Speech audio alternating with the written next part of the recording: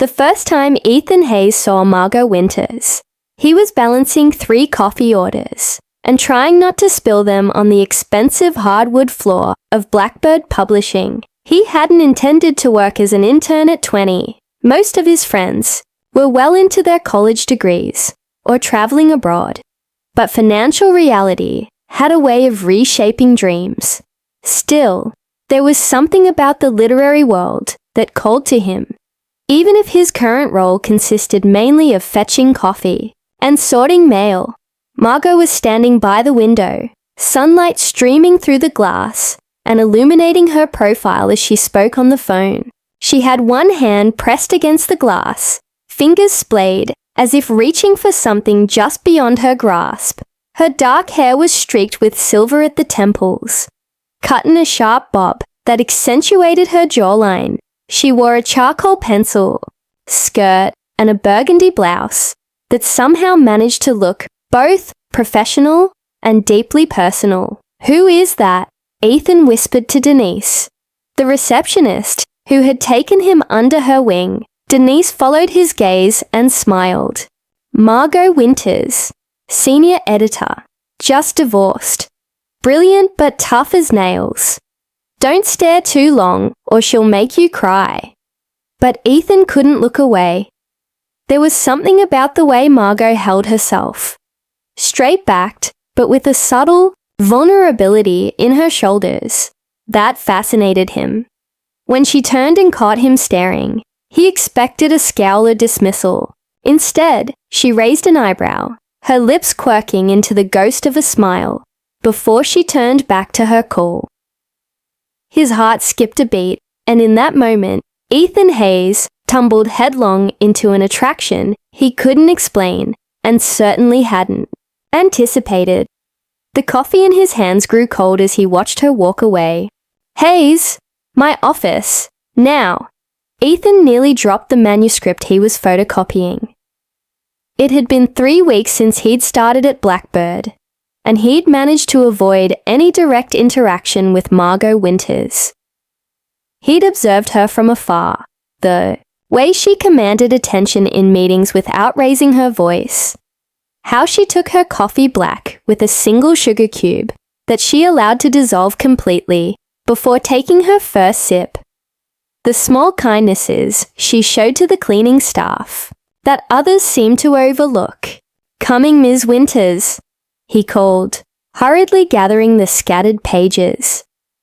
Margot's office was on the corner of the building, with windows on 2 sides, offering a view of the city that still took Ethan's breath away. It wasn't large, but it was meticulously organized, with floor-to-ceiling bookshelves and a desk that seemed to contain the perfect balance of personal effects and work materials. "Close the door," she said, without looking up from her computer. Ethan did as instructed, his palms suddenly sweaty. Had he made a mistake? Was he about to be fired? He couldn't afford to lose this job. His mother's medical bills were mounting, and his sister's college tuition was due. "You're the one who reorganized the slush pile, aren't you?" Margot finally looked up. Her eyes, a deep amber that reminded Ethan of whiskey in firelight, fixing on him with unnerving intensity. "Yes, ma'am." He swallowed. "I thought it might be more efficient if we sorted by genre and potential market first, rather than just by date received." Margot leaned back in her chair, studying him. "How old are you, Hayes?" 20, ma'am. "And you've had publishing experience?" "No, ma'am. Just a lot of books and opinions." A ghost of a smile touched her lips. "Well, your opinions seem to have merit. The junior editors are finding the new system much more effective." She paused, tapping a pen against her desk. "I've been assigned a new manuscript, potential bestseller material, but it needs work. I need someone to read it and give me fresh eyes. Not someone entrenched in publishing politics or formulas." Ethan blinked. "You want me to read it? Is that a problem?" No, I'm just surprised." "Don't be. You're clearly bright and have good instincts. I need both. She handed him a thick manuscript, bound with a black clip. I want your honest thoughts. Not what you think I want to hear. Not what you think will impress me. Just your genuine reaction as a reader. Can you do that? Ethan took the manuscript, feeling its weight in his hands. Yes, I can. Good. I need your notes by Monday. It was Friday afternoon. Monday, he repeated, nodding firmly despite the knot in his stomach. As he turned to leave, Margot added, And Hayes, don't let anyone else see that manuscript. This stays between us. The trust implicit in her words made his chest tighten. Understood. That weekend, Ethan barely slept. He read the manuscript twice, filling the margins with notes, questions, and observations. He identified plot holes, celebrated brilliant passages, and sketched out character arcs that could be strengthened. By Sunday night, he had compiled his thoughts into a cohesive document, complete with suggestions for structural edits that might enhance the story's impact. When he arrived at the office on Monday, dark circles under his eyes, but vibrating with excitement about the book, Margot was waiting. She didn't comment on his appearance, but gestured for him to follow her into a small conference room. Tell me what you thought, she said, once they were seated. For the next hour, Ethan forgot about their age difference, forgot about his position as an intern, forgot about everything except the story they were discussing. He spoke passionately about the characters, the narrative choices, the moments that moved him, and the sections that fell flat. Margot listened intently, asking occasional questions, but mostly letting him speak. When he finally ran out of words, she was quiet for a long moment. That's exactly what I needed, she said finally. Thank you. Something in her tone made Ethan look up from his notes. She was watching him with an expression he couldn't quite read. Something like surprise, mixed with appreciation. I'd like you to continue working with me on this project, she said. Unofficially, of course. You'll still have your regular duties, but when you have time, I'd appreciate your input as we move through the editing process. I'd be honored, Ethan said, meaning it deeply. As they stood to leave, their hands accidentally brushed, and Ethan felt a jolt of electricity run up his arm. Margot must have felt it too. She pulled back slightly, her composure momentarily slipping before she regained control. Same time tomorrow, she asked, her voice perhaps a touch softer than before. Same time tomorrow, Ethan confirmed, trying to ignore the hammering of his heart. Over the following weeks, their working relationship deepened. What began as formal manuscript discussions evolved into wide-ranging conversations about literature, art, and eventually life. Ethan learned that Margot had been married for 15 years to a businessman who never understood her passion for books. The divorce had been finalized just 6 months earlier, leaving her with an apartment too large for one person, and a freedom she was still learning to navigate. In turn, Ethan shared the challenges of putting his education on hold to help support his family after his father's death 3 years ago. He told her about his mother's ongoing battle with multiple sclerosis and his determination to help his younger sister avoid the financial burdens he faced. You're carrying a lot on your shoulders for someone so young, Margot observed one evening. As they worked late, takeout containers scattered between manuscript pages. I'm not that young, Ethan said, a hint of defensiveness creeping into his voice. Margot gave him a look that was both gentle and skeptical. From where I'm sitting, 20. Looks very young indeed. Age is just... If you say age is just a number, I may have to fire you on principle, she interrupted. But her eyes were smiling. Ethan laughed. Fair enough, but experience isn't just about years lived. It's about what those years contained. Margot studied him. her expression softening. That's actually quite profound. I have my moments. They smiled at each other across the table, and something shifted in the air between them. An acknowledgement of connection that transcended their professional relationship. Ethan knew he was treading dangerous waters.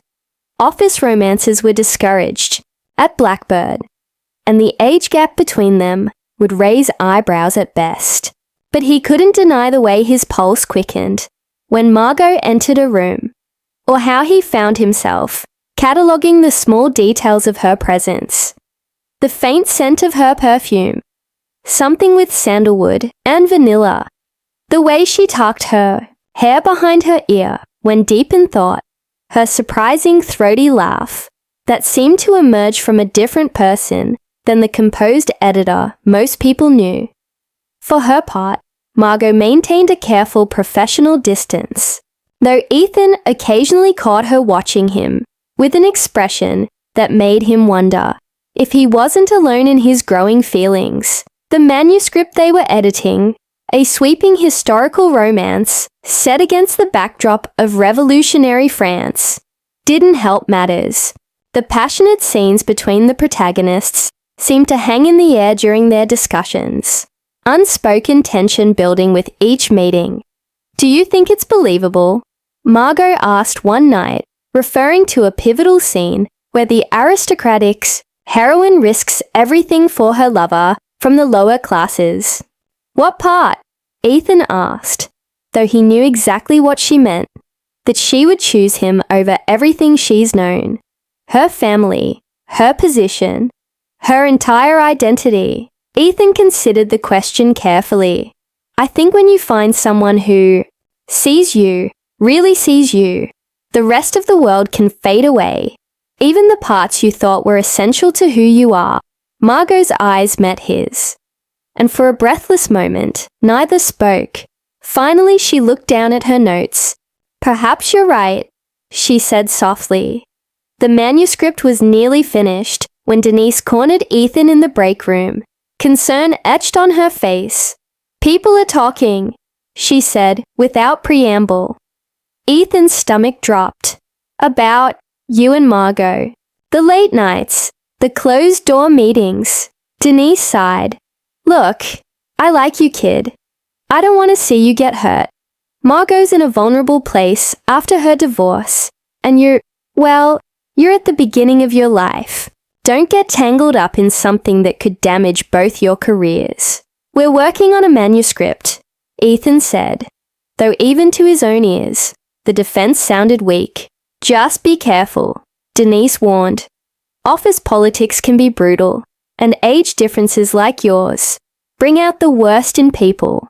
The warning haunted Ethan throughout the day. That evening, when he and Margot were alone again, he found himself watching her more carefully than usual, noting the fine lines at the corners of her eyes that appeared when she smiled, the confident way she carried herself that spoke of decades of self-discovery he had yet to experience.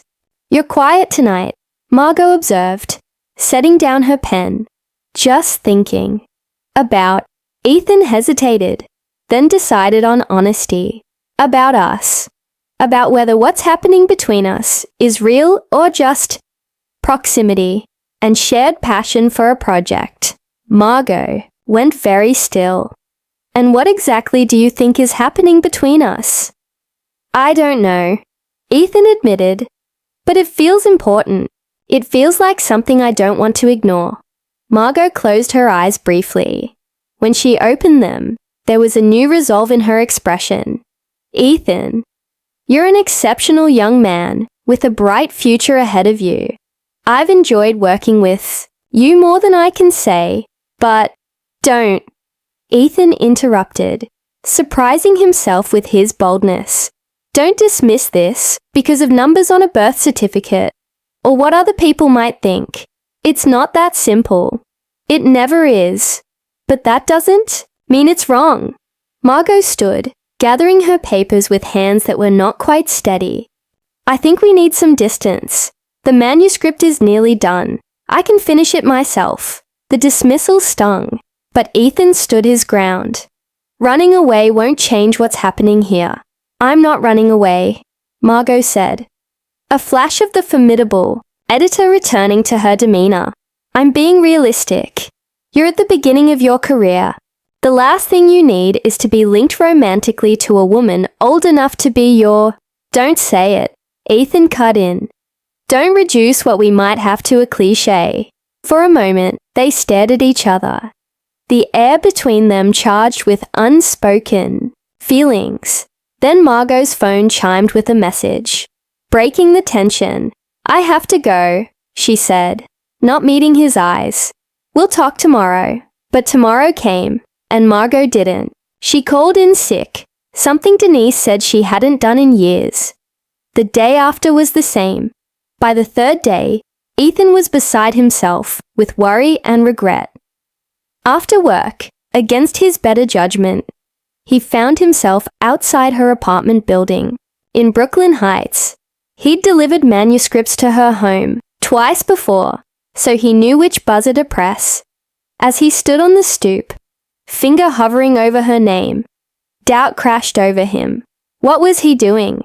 Was he proving every stereotype about immaturity by showing up uninvited?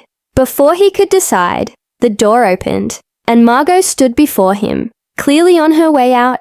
She wore jeans and a casual sweater, a stark contrast to her office attire, and looked younger somehow, more vulnerable. Ethan, she said, surprise evident in her voice. What are you doing here? I was worried, he said simply. You disappeared. Margot's expression softened. I needed some time to think, and, she sighed, glancing back at her apartment. I was just going for a walk. Would you like to join me? They walked in silence for a while, the crisp fall air turning their breath to mist. The Brooklyn promenade stretched before them, offering views of the Manhattan skyline that glittered in the early evening light. I haven't been entirely honest with you, Margot said finally, stopping to lean against the railing. Or with myself. Ethan waited, heart pounding. I've felt the connection between us from the beginning, she continued. At first, I told myself it was professional, mentor and protege, experienced editor and fresh talent, but it's grown into something more, something I didn't expect or look for me too, Ethan said quietly. But the reality is, Ethan, our lives are at completely different stages. I'm 45. I'm divorced after a 15-year marriage that consumed my 30s and most of my 40s. I've built a career, faced failure and success, weathered storms you haven't even seen on the horizon. I know all that. It doesn't change how I feel. Margot turned to face him fully. And how do you feel exactly? The question hung between them, demanding a courage Ethan wasn't sure he possessed. But looking at Margot, really looking at her, he found the words. I feel like I've found someone who sees me as I am, not as an age or a job title or a set of circumstances. Someone who challenges me intellectually and creatively. Someone who makes me laugh and think and feel more alive than I have in years. He took a deep breath. I'm falling in love with you, Margot, and that terrifies me as much as it terrifies you. Margot's eyes widened, and for a moment, Ethan thought he'd made a terrible mistake. Then she reached out, her hand cool against it. His cheek. You make it sound so simple, she whispered. It's not simple, but it's true. She dropped her hand, turning back to the view. Do you know what people will say, what they'll think? That you're dating a younger man? That I'm with an older woman? Ethan shrugged. Let them talk. The only opinions that matter are yours, and mine, and your family's, Margot added. Your friends, your colleagues. This won't happen in a vacuum, Ethan. My family loves me. They'll love anyone who makes me happy. And as for the rest, since when do you care what other people think? A small smile tugged at Margot's lips. I've spent a lifetime caring less and less. But some habits are hard to break. They stood in silence for a long moment. The city lights, blurring as fog rolled in from the river. "I'm not asking for promises," Ethan said finally. "I'm just asking for a chance. Dinner. A real date. Away from manuscripts and work and other people's expectations." Margot looked at him, really looked at him, as if seeing something new. "Dinner," she repeated. "Just dinner. Just dinner," Ethan confirmed, his heart soaring despite his casual tone. As they walked back toward her apartment, their hands brushed. Once, twice, and then Margot's fingers interlaced with his. Warm and certain in the growing darkness, their first official date was a disaster. The restaurant Ethan chose, hoping to impress with his sophistication, turned out to be pretentious and overpriced. The waiter sneered at his mispronunciation of menu items. And when the bill came, Ethan's credit card was declined due to a fraud alert. Mortified, he was ready to flee when Margot started laughing. Not a polite chuckle, but a genuine, full-bodied laugh that made heads turn. "I'm so sorry," he said, feeling his face burn. "Don't be," she replied, wiping tears from her eyes. "This is the most authentic first date I've had in 20 years. She paid the bill over his protests, and they ended up at a tiny pizza place around the corner, where they ate slices with their fingers and talked until the owner began stacking chairs on tables. As they walked toward the subway, Margot slipped her arm through his. "Thank you for tonight," she said, her voice warm in the chilly night air. "For what? Humiliating myself? For being real. For not trying to impress me with things that don't matter." At her doorstep, Ethan hesitated, unsure of the protocol. Margot solved the dilemma by leaning in and kissing him gently. A brief, sweet pressure of her lips against his that left him breathless. "Good night, Ethan," she whispered. "Good night, Margot." He floated home, the taste of her still on his lips, feeling both younger than his 20 years and somehow ageless all at once. The second date was simpler. A long walk through Central Park, followed by hot chocolate at a cafe near the Metropolitan Museum. The third was a foreign film that Margot had been wanting to see. By the fourth, they had established a comfortable rhythm, learning each other's preferences and quirks. At work, they maintained a careful professional distance, though Ethan occasionally caught Denise watching them with knowing eyes. The manuscript they had worked on together was moving into production, and Ethan found himself assigned to other editors, though Margot still found reasons to consult with him. It wasn't until Thanksgiving approached that reality intruded on their carefully constructed bubble.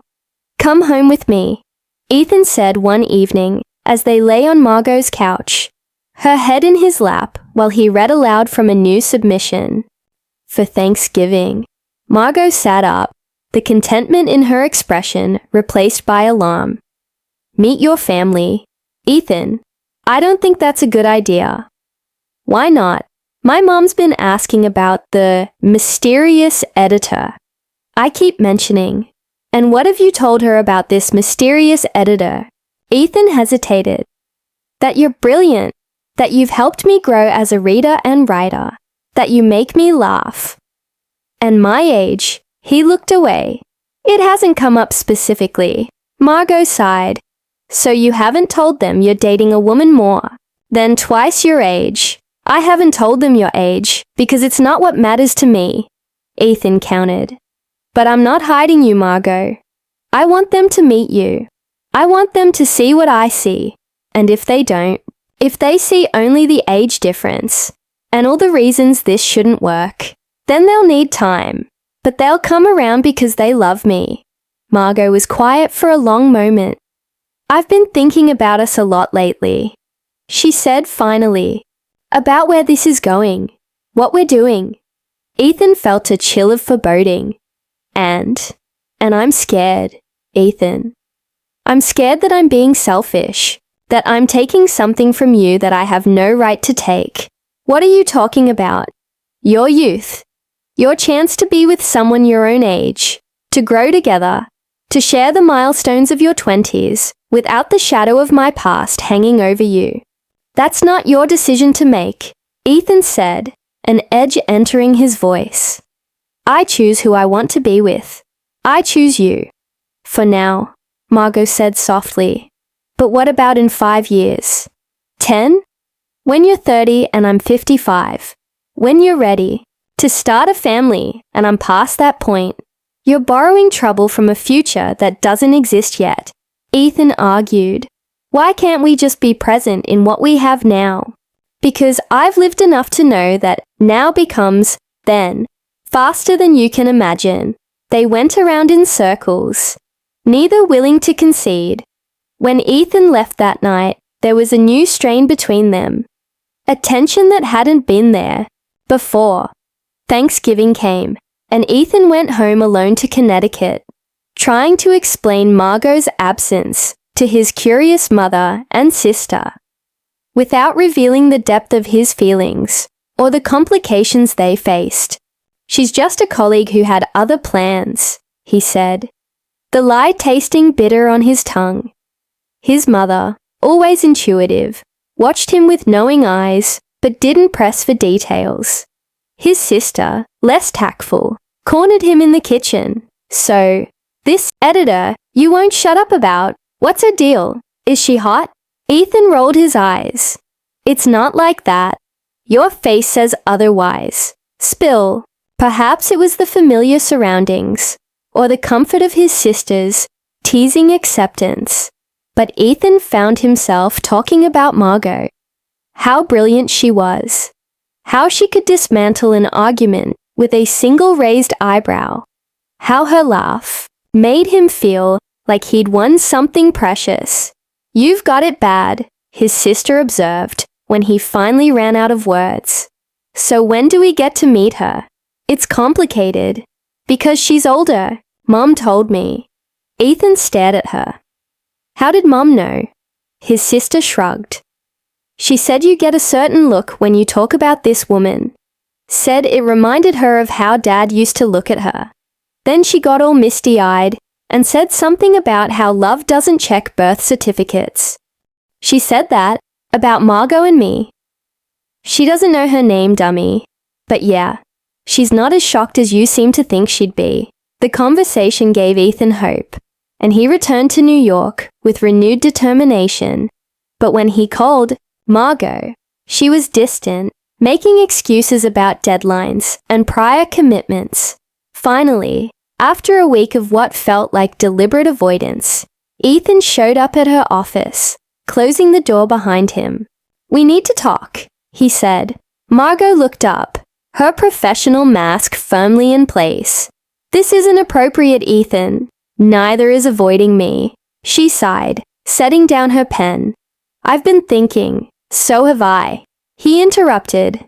My mom knows about us, not the details, but she knows I'm seeing someone older, and she's okay with it. She said love doesn't check birth certificates.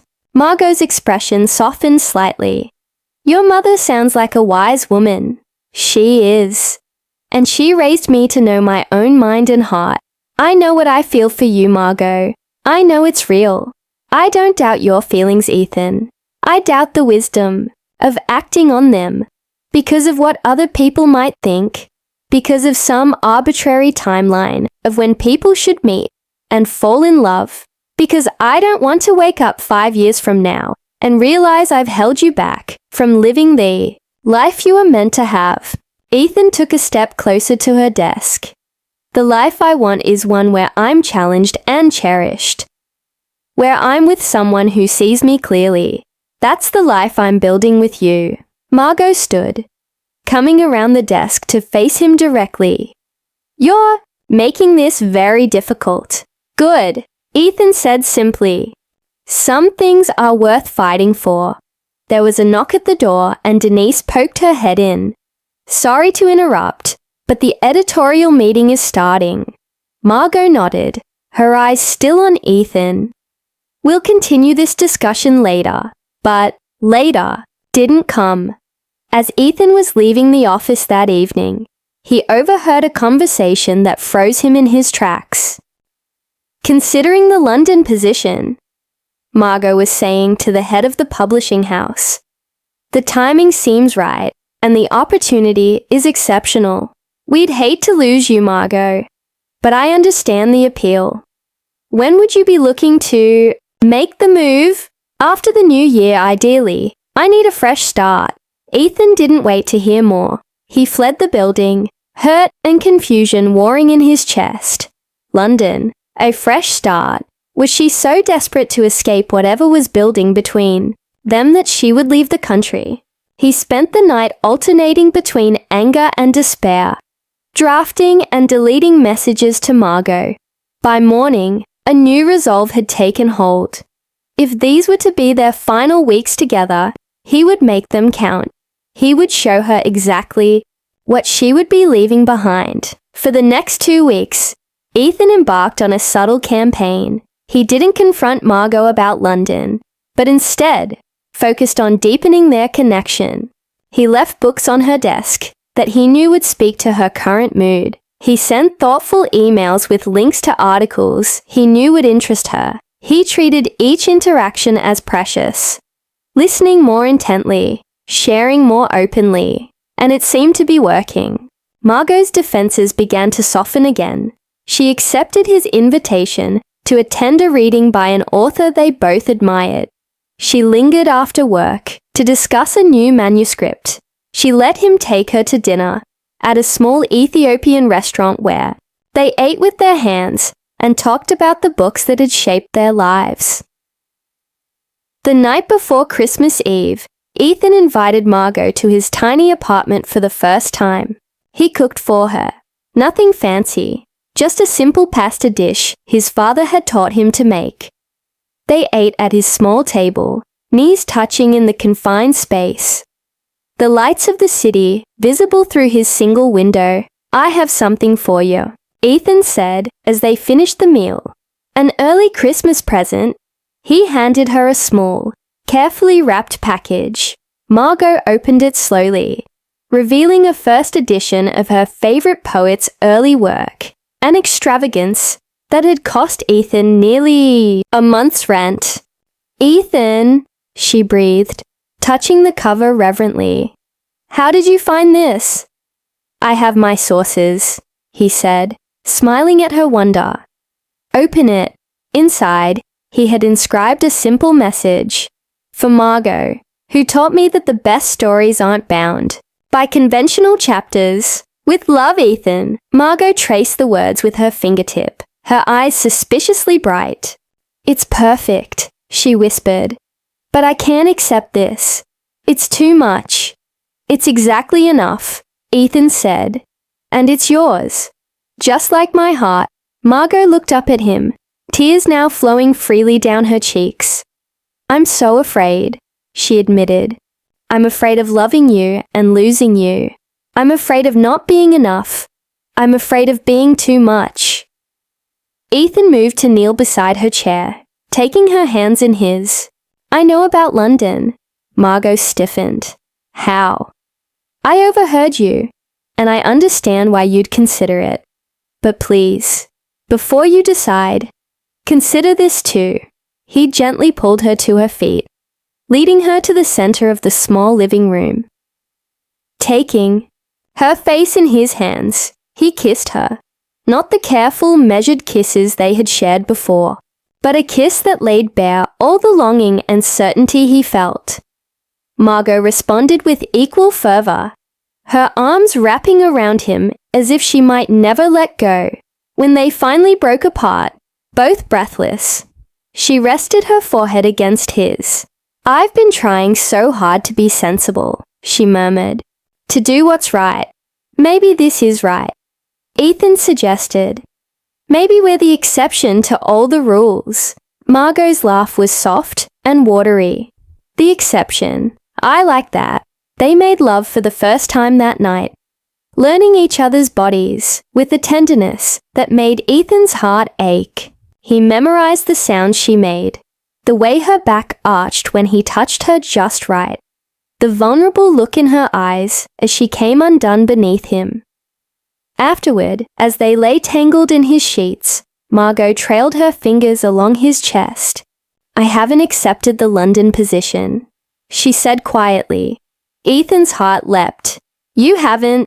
"No. I was using it as an escape hatch, a way to avoid facing my feelings for you." She propped herself up on one elbow to look at him directly. "But running away isn't the answer. It never is." "So what is the answer?" "I don't know yet, but I think it starts with being brave enough to see where this leads." Together. Christmas morning dawned crisp and clear. Ethan woke to find Margot standing by his window, wrapped in his robe, watching the city below. "Merry Christmas," he murmured, joining her. She turned, smiling softly. "Merry Christmas. Any regrets?" he asked, the question emerging before he could stop it. Margot considered this, her head tilted thoughtfully. "Only that I wasted so much time fighting what I feel for you." Later that day, they made their way to Connecticut for Christmas dinner with Ethan's family. Margot was nervous, fidgeting with her hair and clothes in a way he'd never seen before. "They're going to love you," he assured her, squeezing her hand as they approached the door. "You can't know that. I know they love me, and if they see how happy you make me, they'll have no choice but to love you too."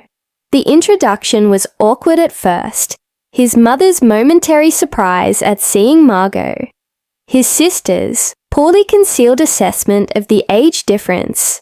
But by the time they sat down to dinner, the initial stiffness had given way to genuine conversation. Margot charmed them with stories from her publishing career, listened intently to his mother's account of her ongoing health struggles, and engaged his sister in a passionate debate about contemporary literature. When Ethan found himself alone with his mother in the kitchen, she surprised him by saying, "She's not what I expected, but I can see why you care for her. She looks at you like you're the answer to a question she's been asking her whole life." Tears pricked at Ethan's eyes. "You're not bothered by the age difference." His mother patted his cheek. "Life is too short, and love too rare to worry about numbers, Ethan. Your father was 12 years older than me. Remember, the right person is the right person, regardless of when they were born." The approval was like a weight lifting from his shoulders. Later, as they drove back to the city, Margot was quiet, processing the day. "They're wonderful," she said finally. "You're lucky to have them." "I know. Your mother asked me about children," Margot admitted after a pause. "If I wanted them, if we had discussed it." Ethan's hands tightened on the steering wheel. "What did you tell her?" "The truth. That at 45, it would be difficult, but not impossible. That we haven't discussed it because we're still figuring out what we are to each other." She turned to look at him. "But that I'm open to the idea. If it's something you want." The simple statement, loaded with implications about their future, made Ethan's heart race. "I'm open to it too," he said carefully. "But whatever happens, whatever our family looks like, I just want you in it." Margot smiled, reaching across the console to take his hand. "I think I can manage that." New Year's Eve found them at a small gathering at Denise's apartment. Their relationship was now an open secret at Blackbird. And while there had been some raised eyebrows and whispered comments, most of their colleagues had been surprisingly supportive. As midnight approached, Ethan found Margot on the balcony, gazing out at the city lights. "Penny for your thoughts," he said, handing her a fresh glass of champagne. "I was thinking about time," she replied. "How arbitrary our markers for it are. A calendar year ends, a new one begins, and we act as if something fundamental has shifted, when really it's just another day flowing into the next." Deep thoughts for a party. Ethan teased gently. Margot smiled, turning to face him. Occupational, hazard of getting older. You start to see the patterns, the cycles, the way we humans try to impose meaning on the endless stream of moments. And is that a bad thing? Finding meaning? No, she said thoughtfully. It's necessary, essential even. But sometimes I think we look for meaning in the wrong places. In numbers, in milestones, in society's expectations. Instead of in, she trailed off. Instead of in what? Ethan prompted. Instead of in the connections we forge, the love we give and receive, the small moments of grace that punctuate our days. Around them, voices began the countdown to midnight. 10, 9, 8. Ethan set down his champagne and took both of Margot's hands in his. I have a confession to make. Now, with 7 seconds left in the year. Especially now. He took a deep breath. I've been saving up for a security deposit on a new apartment. Somewhere bigger. Somewhere that could be ours, if you wanted. 3, 2, 1. Margot's eyes widened as cheers erupted around them. Ethan, are you asking me to move in with you? Happy New Year, he said, pulling her close. And yes, I am. I want to wake up next to you every morning. I want to build a life with you, Margot Winters. If you'll have me. Instead of answering immediately, Margot kissed him. A deep, passionate kiss that seemed to contain all the promise of the year ahead. When they finally broke apart, breathless and grinning, she whispered, Yes. 1,000 times. Yes. Spring brought new challenges. Margot was promoted to executive editor, a position that came with longer hours and greater responsibilities. Ethan began taking night classes to finish his degree, determined to advance his own career while supporting Margot's success. They found an apartment in Park Slope, a pre-war one-bedroom with high ceilings and a small terrace, where Margot started a container garden. Moving in together wasn't without its difficulties. Margot had lived alone for 2 years since her divorce, and had grown accustomed to her own space and routines. Ethan, having only ever lived with roommates or family, had habits that sometimes then drove her to distraction.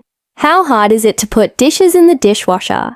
Instead of leaving them in the sink, she would ask, exasperation clear in her voice. About as hard as hanging up towels instead of draping them over the shower door, he would counter.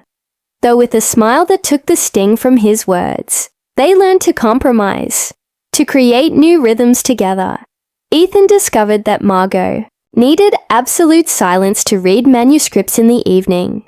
Margot learned that Ethan processed stress through movement and needed to go for long walks when overwhelmed. Their first serious fight came in April, when Ethan's mother's condition worsened, requiring more frequent doctor visits and expensive treatments. Ethan wanted to drop his classes to work more hours. Margot insisted he maintain his education. I can help, she said, during a particularly heated discussion. I have savings. Let me pay for some of your mother's treatments. No, Ethan said firmly. That's not why I'm with you. I'm not looking for someone to solve my problems. But we're partners now. Your problems are my problems. Easy for you to say when you're the one with the executive salary and the comfortable savings account. The moment the words left his mouth, Ethan regretted them. Margot's face closed off, hurt flashing in her eyes before her professional mask descended. I see, she said quietly. So this is about the money difference, the power imbalance. Margot, I didn't mean, I think you did. And maybe you're right. Maybe there are fundamental inequalities between us that we can overcome. She grabbed her jacket and left the apartment, not returning until well after midnight. Ethan sat, up waiting, rehearsing apologies that felt inadequate even in his head. When Margot finally came home, Her eyes were red-rimmed but clear. "We need to talk," she said, sitting across from him at their small dining table. For the next hour, they had the most honest conversation of their relationship.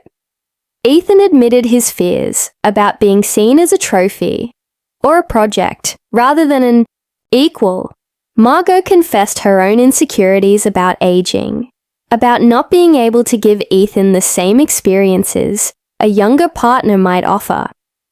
"I don't want you to resent me," she said, voice breaking, "either for having more than you or for holding you back from the life you deserve. The life I deserve is the one I choose." Ethan insisted, "And I choose you, but I need to contribute equally, in my own way. I need to know that you see me as a partner, not someone to be taken care of." By dawn, they had reached a tentative understanding.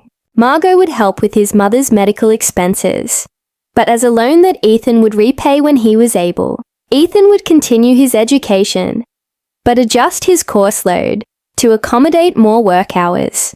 They would make decisions about their finances, together as equals, regardless of who contributed more monetarily. The compromise wasn't perfect, but it was a foundation they could build on. As spring turned to summer, they settled into a new normal. They hosted a dinner party for colleagues from Blackbird, making their relationship officially public. To Ethan's surprise, most reactions were positive, though one senior editor did pull him aside to ask, with poorly disguised concern, if he was sure he knew what he was doing. "More sure than I've been about anything," Ethan told him, with a confidence that ended further questioning.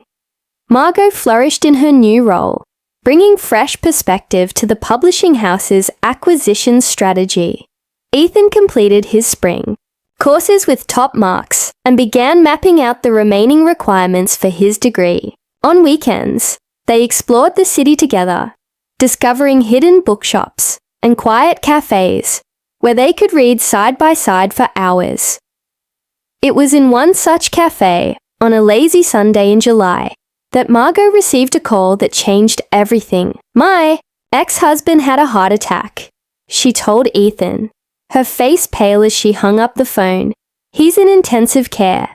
Despite their divorce, Margot had maintained a cordial relationship with David, her ex-husband. They had no children together, but 15 years of marriage had created bonds that couldn't be easily severed. "Do you want to go to the hospital?" Ethan asked immediately. Margot nodded, looking slightly dazed. "His sister called me. Apparently, I'm still listed as his emergency contact." At the hospital, Ethan waited in the lobby while Margot went up to the ICU. Hours passed with no word. When she finally returned, her expression was unreadable. "How is he?" Ethan asked, rising to meet her. "Stable," she said. "He's going to need surgery, but they think he'll recover." She hesitated, then added, "He wants me to help manage his affairs while he's recuperating, just temporarily." "Oh," Ethan said, processing this. "And what did you tell him?" "That I would think about it." Margot sat heavily in a chair beside him. "It's complicated, Ethan. He has no one else. His sister lives overseas, and he never made friends easily." Ethan nodded slowly, trying to ignore the knot forming in his stomach. "Do what you need to do," he said finally. "I understand." But as the weeks passed, Ethan found himself increasingly uncomfortable with Margot's growing involvement in her, an ex-husband's life. She visited the hospital daily, handled his insurance claims, arranged for home healthcare services, and fielded calls from his business associates. David was discharged to his apartment, where Margot spent hours ensuring he had what he needed for his recovery. "He has money," Ethan pointed out during one particularly tense evening. "He could hire people to do all this." "It's not that simple," Margot sighed. "He trusts me. And frankly, it's faster if I just handle things myself, rather than explaining them to someone new. And what about us? What about our life together? Margot looked genuinely surprised. This is temporary, Ethan. It's not changing anything between us, but it was changing things. Their evenings together dwindled as Margot spent more time at David's apartment. Weekend plans were cancelled or rescheduled around his medical appointments. Ethan found himself increasingly resentful of this man he had never met, this ghost from Margot's past, who seemed to be reclaiming her attention and energy. The breaking point came in August, when Margot missed Ethan's birthday dinner with his mother and sister because David had an unexpected setback. "I'm sorry," she said, when she finally came home, well after midnight. "I couldn't leave him alone in the emergency room." "Couldn't you?" Ethan asked, the hurt he'd been suppressing finally boiling over. "Or didn't you want to?" Margot stiffened. "That's not fair. None of this is fair," Ethan exclaimed. "You've put our life on hold for a man who had 15 years with you and threw it away, and now I'm supposed to sit quietly while you run back to him every time he calls. He's sick, Ethan. He nearly died. And I'm alive. I'm here, Margot. I've been here, waiting for you to remember that we built something together." Margot sat down heavily on their couch, suddenly looking every year of her age. "You're right," she said quietly. "I've been unfair to you. But seeing David like this, vulnerable, afraid, it stirred up feelings I thought were long resolved." Ethan's heart clenched painfully. "What kind of feelings?" "Not romantic ones," Margot clarified, quickly, "but guilt, responsibility. We spent nearly half my adult life together. There's history there that I can't just erase, even if our marriage ended badly." "I'm not asking you to erase it," Ethan said, sitting beside her. "I'm asking you not to erase me. Not to erase us while you figure this out." Margot took his hand, her fingers cool against his skin. "I've been taking you for granted," she admitted, "assuming you would always be here.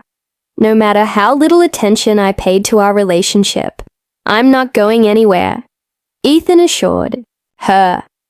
"But I need to be a priority in your life, not an afterthought." They stayed up talking until dawn, finding their way back to each other through honest conversation and renewed commitment. Margot promised to establish clearer boundaries with David, to hire professional help for his ongoing care, and to reclaim the time and energy she had been giving to her past at the expense of her present. True to her word, Margot began scaling back her involvement in David's care. She arranged for a part-time nurse and a meal delivery service, and limited her visits to once a week. David protested, of course, but Margot held firm. "My life has moved on," she told him during her final visit to his apartment, "and it's time for yours to do the same." When she returned home that evening, Ethan could see the weight that had been lifted from her shoulders. They cooked dinner together, dancing around their small kitchen to music from Margot's college years, laughing as Ethan tried and failed to master moves from decades before his birth. Later, as they lay in bed, Margot propped herself up on one elbow to look at him. "Thank you," she said simply. "For what?" "For not giving up on me. For fighting for us when I was too distracted to do it myself." Ethan traced the line of her jaw with his finger. "Always," he promised. "I'll always fight. For us." Autumn brought new beginnings. Ethan started his final year of classes. Now on an accelerated track to graduate in the spring, Margot launched a new imprint at Blackbird, focused on cross-generational storytelling. Inspired in part by her relationship with Ethan, they found a rhythm that worked for them, carving out specific evenings each week for dedicated time together amid their busy schedules. Sunday mornings became sacred, a time for coffee and conversation, for reading the newspaper in their small sunlit kitchen, for simply being present with each other. On one such Sunday in late October, as golden leaves drifted past their windows. Ethan surprised Margot with a small box at breakfast. "What's this?" she asked, setting down her coffee. "Open it and see." Inside was a key, attached to a silver keychain, engraved with a simple infinity symbol. "I don't understand," Margot said, turning the key over in her hand. "I already have a key to our apartment." Ethan smiled nervously. "It's not for here. It's for a cottage in the Berkshires. I rented it for Thanksgiving weekend. I thought we could start our own traditions, just the two of us." Tears welled in Margot's eyes. "Ethan, that's perfect." The cottage was everything they had hoped for. Rustic but comfortable. Isolated enough to feel private, but close enough to a small town for necessities. They spent Thanksgiving Day cooking together, making dishes from both their family traditions and creating new ones of their own. As evening fell, they sat before a crackling fire, sharing a bottle of wine and the contentment of being alone together, away from the expectations and judgments of the outside world. "I've been thinking," Margot said, her head resting against Ethan's shoulder, "about what you said months ago, about building a life together." "And?" Ethan prompted when she fell silent. "And I want that. All of it. The good days and the hard ones. The compromises and the celebrations. I want to grow old with you, Ethan Hayes. Even though I got a head start on the process." Ethan laughed softly, pulling her closer. "Is this a proposal, Margot Winters? Would you say yes if it was?" In a heartbeat, Margot shifted, reaching into the pocket of her sweater. "Then yes, it is." She pulled out a small velvet pouch. "I know it's traditional for the man to do the asking, but we've never been traditional, have we?" From the pouch, she withdrew a simple platinum band. "It's not an engagement ring in the conventional sense," she explained, "but it's a promise that I'm all in, Ethan, that I choose you every day over every doubt and fear and societal expectation." Ethan stared at the ring, emotion catching in his throat. Wordlessly, he held out his hand, and Margot slipped the band onto his finger. "It fits," he said, voice rough with feeling. "Of course it does," Margot replied with a smile. "I had it sized from that ridiculous plastic mood ring you wear when you're writing." Ethan laughed, remembering the cheap toy he'd bought months ago as a joke about channeling his creative energy. The fact that Margot had noticed such a small detail, had planned this moment so carefully, made his heart swell. "I love you," he said, the words simple, but carrying the weight of everything they had built together. "I love you too," Margot answered, her eyes reflecting the firelight. Now and always. As snow began to fall outside their cottage window, they sealed their promise with a kiss. Not the passionate, urgent kisses of new love, but the deep knowing connection of two people who had chosen each other, despite every reason not to, who had fought for their happiness and won. 1 year later, on a crisp December day, Ethan and Margot were married in a small ceremony in the Brooklyn Botanic Gardens indoor conservatory. Ethan's mother, now in remission, beamed from the front row. His sister served as best woman, while Denise stood as Margot's maid of honor. There were raised eyebrows from some distant relatives, whispered comments about the grey in Margot's hair next to Ethan's youthful glow. But such remarks faded to insignificance against the palpable love that radiated between them. As they spoke their vows, "When I met you," Ethan said, holding Margot's hands in his, "I was just beginning to understand who I might become. You saw not just who I was, but who I could be. You challenged me to grow without trying to change my essence.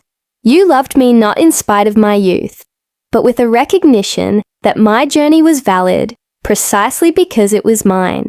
Margot, usually so composed, wiped away tears as she responded, "And you, Ethan, saw me when I had begun to believe I was invisible. You reminded me that my story wasn't finished, that new chapters could be even more beautiful than the ones before. You loved me not in spite of my age, but with a celebration of all the experiences that had shaped me. You refused to be defined by numbers, and in doing so, you freed me from their constraints as well." At the reception, they danced to a song from the year they were both born, separated by decades, but connected by the cosmic coincidence that had brought them into the same world, however many years apart. "Any regrets?" Ethan asked as they swayed together, echoing the question he had asked on their first Christmas morning. Margot's answer was the same, but infused with the certainty that comes from choosing love over fear day after day. "Only that I wasted so much time fighting what I feel for you. We have all the time in the world now," Ethan assured her, holding her close as the music played on.